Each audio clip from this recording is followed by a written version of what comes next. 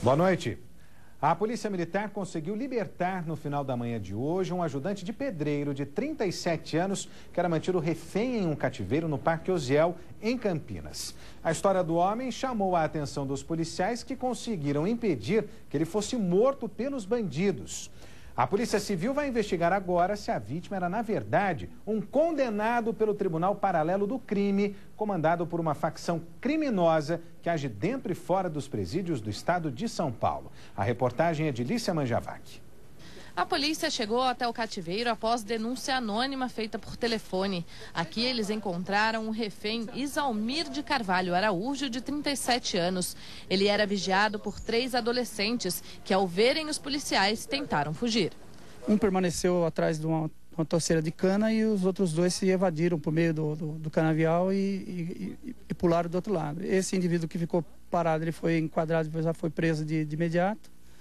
E os outros 2 foram presos pelas outras guarnições que estavam nas diligências no cerco que foi feito. Nós localizamos aqui a vítima amarrada com cabo de aço nos pés e nas mãos.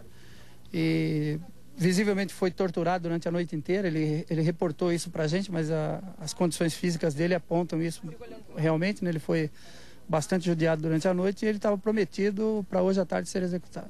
Isalmir ficou preso neste cativeiro por quase 24 horas. Ele foi encontrado pelos policiais amarrado com este fio nos braços e nas pernas. A gente pode ver que o local é bastante sujo, bastante quente e praticamente não dá para ficar em pé.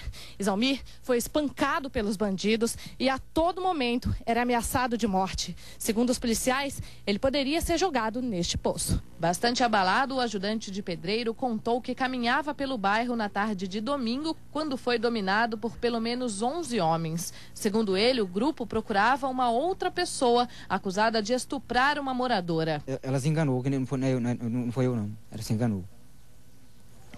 Se fosse eu, tivesse sido eu, com a pressão que eles me deram aí, eu já tinha descobrido para eles, mas não foi eu.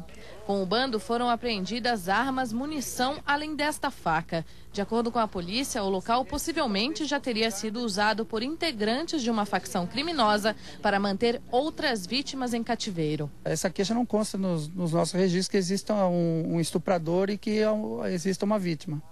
Então tudo isso aí estava sendo tratado à revelia do poder público.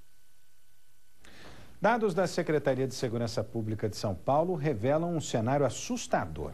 Em apenas um dia, bandidos roubam em média 22 carros em Campinas. A situação se repete por toda a região.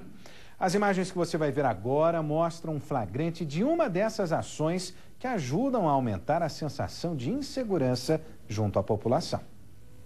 Nas imagens do circuito interno é possível ver como os bandidos agem. A ação acontece em plena luz do dia. O utilitário está parado em frente à loja da vítima. O veículo cinza passa pela rua e os ocupantes observam o local. Minutos depois, o mesmo carro retorna. O motorista desce e vai para perto do automóvel da vítima. Tudo é muito rápido. O suspeito abre o veículo, entra e dá a partida. Em seguida, um dos comparsas assume a direção do carro que dava suporte ao bandido. Lá dentro, uma criança é vista no banco da frente, junto com os ladrões. O carro era a ferramenta de trabalho da vítima e não tinha seguro. Se você coloca no seguro, o seguro cobra caro. Mas como se trata de um veículo antigo, né? Então nem sempre se consegue o seguro do veículo. O flagrante registrado pelas câmeras de vigilância é só mais um entre tantos outros que acontecem em Campinas. Segundo dados da Secretaria de Segurança Pública do Estado de São Paulo, 22 carros são roubados ou furtados por dia na cidade. Só no mês de julho deste ano, foram 348 furtos e 305 roubos de veículos. Apesar das muitas ocorrências, a Polícia Militar afirma que as estatísticas estão caindo e são menores em relação ao mesmo período de 2010. É um número ainda grande, que são várias famílias que têm esse dissabor, mas como eu disse, é um número que vem caindo, nós estamos trabalhando para isso e estamos cada vez mais tentando levar segurança para a população aqui de Campinas e região. O presidente da Comissão de Assuntos da Segurança Pública da Ordem dos Advogados do Brasil de Campinas acredita que esse número elevado de furtos e roubos se deve a alguns aspectos importantes, como, por exemplo, o controle efetivo da malha viária que corta a cidade. Os constantes aumentos aí de frota de veículos, isso aí muitas vezes não é considerado como um fator, mas no meu ver é, porque aumenta o número de veículos na circulação da cidade, as pessoas acabam tendo que circular em lugares, estacionar em lugares não mais permitidos, acabam largando o carro, às vezes um pouco mais distante de lugares que possam ser vigiados, e isso propicia um dos fatores que eu acho que é importante, que aumenta esse número de furtos e roubos, né?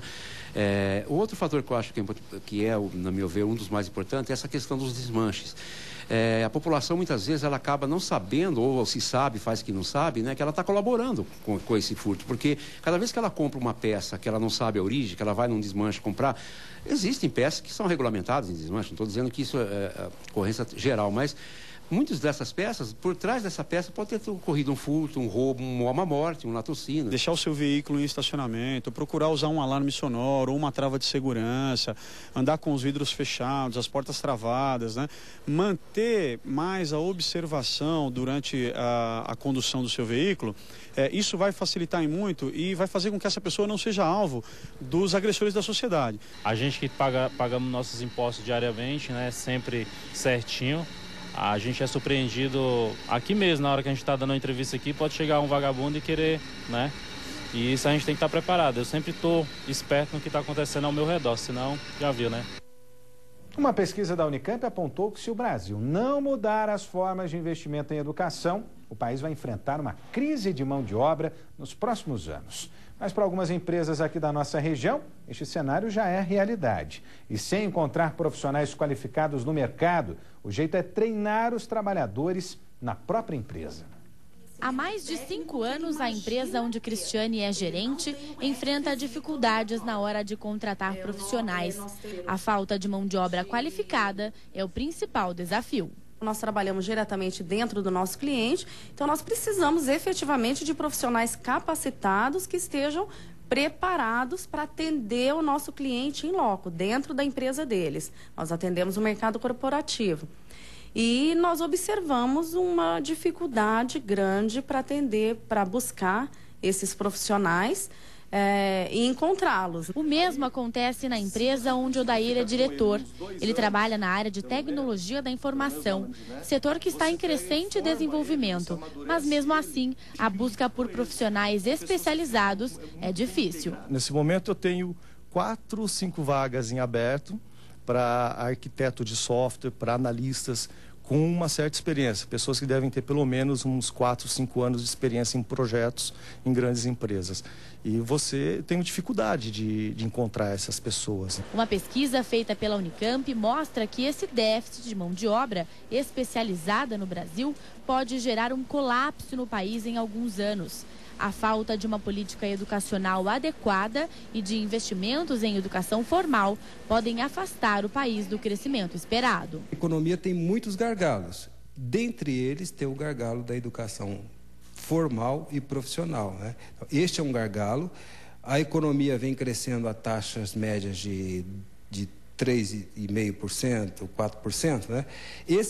O sistema de educação formal e profissional, ele não consegue suportar esses níveis de crescimento, porque ele simplesmente não forma mão de obra para sustentar os níveis de emprego que vêm sendo alavancados. Para reverter a situação, segundo o pesquisador, é preciso uma revolução educacional. O governo precisa elevar imediatamente elevar o investimento em educação profissional e educação formal. Segunda coisa, que vem da sociedade também, né? A sociedade precisa desenvolver a cultura de que a escola é uma coisa necessária, né? Outra coisa, a carreira dos professores precisa se tornar atrativa para atrair os talentos. O país precisa fazer uma revolução educacional que ele não fez. Não se desenvolve, não se vira de uma hora para outra capitalismo avançado, desenvolvido, sem se fazer uma revolução educacional. Mas enquanto essa revolução não acontece, algumas empresas buscam uma forma para driblar a falta de mão de obra qualificada.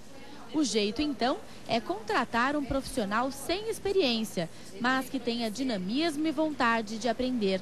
A partir daí, esse funcionário é preparado para desenvolver exatamente o perfil do local onde trabalha. Nós desenvolvemos o nosso profissional e isso tem dado muito certo.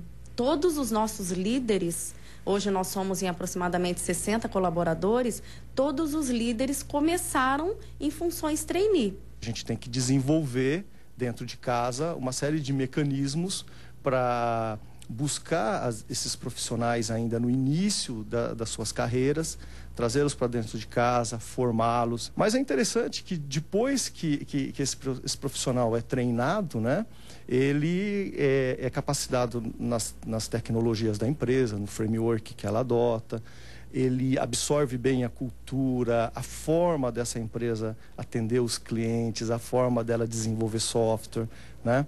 E ele passa a ser um profissional muito integrado aos valores da empresa e ele acaba dando um retorno em curto prazo. E você vai ver a seguir, 3 escolas da nossa região estão entre as 10 primeiras no ranking do Enem. A gente volta já.